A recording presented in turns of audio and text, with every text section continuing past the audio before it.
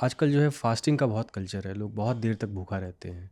जब पेट में एसिड बन रहा है और खाना नहीं है पेट में आपके, तो क्या उससे भी हो सकता है अल्सर? बिल्कुल, उससे अल्सर, अगेन अल्सर अच्छा, नहीं होगा उससे। अच्छा, ठीक लेकिन है। अगर अल्सर है या टेंडेंसी है तो उसको एग्रीवेट करेगा, उससे जलन हो सकती है। उससे जलन हो सकती है, सिम्टम ज़्यादा हो सकते हैं। जैसे हम देखते हैं रमज़ान के दिनों में बहुत सारे लोग आते हैं जो कॉम्प्लिकेशंस के साथ आते हैं, पेट दर्द के साथ आते हैं, कई बार वो ब्लीडिंग अल्सर्स के साथ आते हैं, उनके तो ऑलरेडी अल्सर था, बिकॉज वो बहुत देर तक फास्टिंग में है, खाना नहीं खा रहे हैं, तो जो एसिड बन रहा है वो न्यूट्रलाइज नहीं हो रहा खाना अंदर जाने से, क्योंकि जब खाना अंदर जाता है तो एसिड न्यूट्रलाइज होता है उसके साथ, तो वो नहीं हो रहा है, तो वो ज़्यादा इफेक्ट कर रहा है अल्सर को, तो कॉम्प्लिकेशन उससे ज़्यादा हो जाते हैं। अच्छा, इस बैक्टीरिया से अगर अल्सर हुआ है, आप बता रहे हैं एच पाइलोराई जो है, तो क्या इससे डायरिया भी होता है उससे अल्सर के साथ साथ?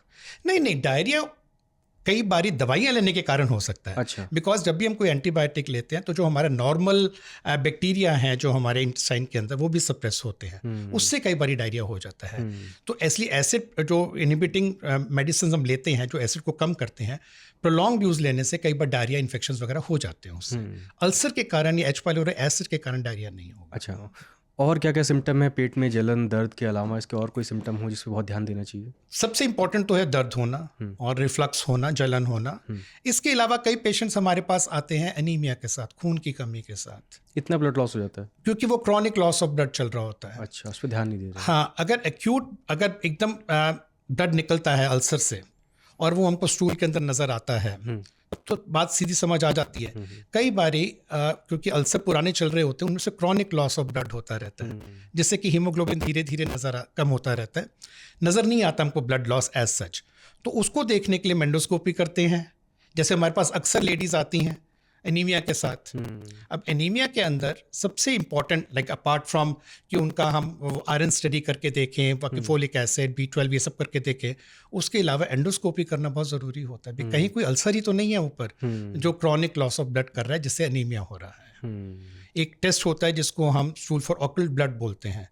अगर तो 5-10 ml से ज़्यादा ब्लड निकल रहा है तो वो तो अपने को नज़र आएगा।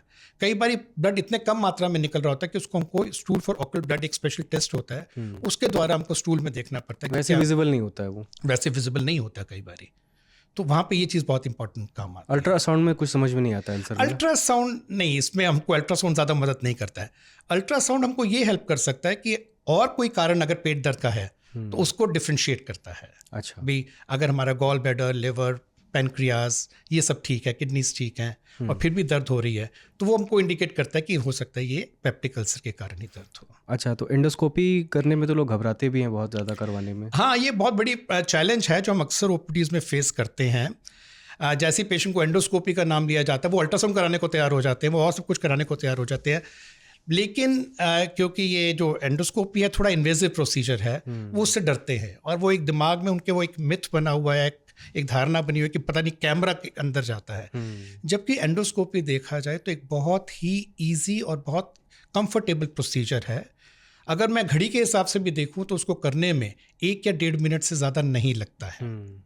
हम पेशेंट को लिटाते हैं, उसके गले को एनेस्थेटाइज करते हैं स्प्रे देकर, और जो हमारा एंडोस्कोप होता है वो 10-11 मिलीमीटर के सिर्फ उसका डायमीटर होता है। It's a very soft flexible fibre optic tube, और उसका लाइट सोर्स बाहर होता है। बाहर से वो इंटरनली रिफ्लेक्ट करके लाइट अंदर भेजते हैं। पेशेंट को हम सिर्फ ये कहना होता है कि आप इसको स्वॉलो करिए अंदर। दर्द 1% भी नहीं होती है। हाँ, कुछ लोग जो बहुत सेंसिटिव होते हैं उनको थोड़ा नॉजिया, वॉमिटिंग फील होता है जब वो टच करता है, उबकाई आती है। पर क्योंकि हम आपके थ्रोट को भी एनेस्थेटाइज कर चुके होते हैं, तो मैं तो अपने पेशेंट्स को ये समझाता हूँ कि अगर आपको ज़िंदगी में कभी उल्टी आई है तो जितने उल्टी करने में आपको दिक्कत होती है उसका मेरे ख्याल से 1/10 भी आपको इसमें महसूस नहीं होगा। That is the way I try to explain to my patients. तो it's a very simple procedure, पर वो लोगों को एक दिमाग में कोई डर बना हुआ है जिसको रिमूव करना बहुत ज़रूरी है। सर, अगर क्रॉनिक अल्सर है जैसा आप बता रहे हैं, तो कभी आपको बायोप्सी की भी ज़रूरत पड़ी है अल्सर की? बिल्कुल, जब भी हम एंडोस्कोपी करते हैं और हमको एक अल्सर जो काफ़ी सिग्निफिकेंट साइज़ का है या थोड़ा डीप है, हमको उसकी बायोप्सी करनी चाहिए। बिकॉज जो गैस्ट्रिक कैंसर्स होते हैं वो भी कई बार अल्सर के फॉर्म में होते हैं। तो पहली बात तो हमको बायोप्सी लेने का एक फ़ायदा ये होता है कि हम एच पाइलोरी का टेस्ट कर सकते हैं कि एच पाइलोरी बैक्टीरिया उसके अंदर पॉजिटिव आ रहे हैं कि नहीं आ रहे हैं।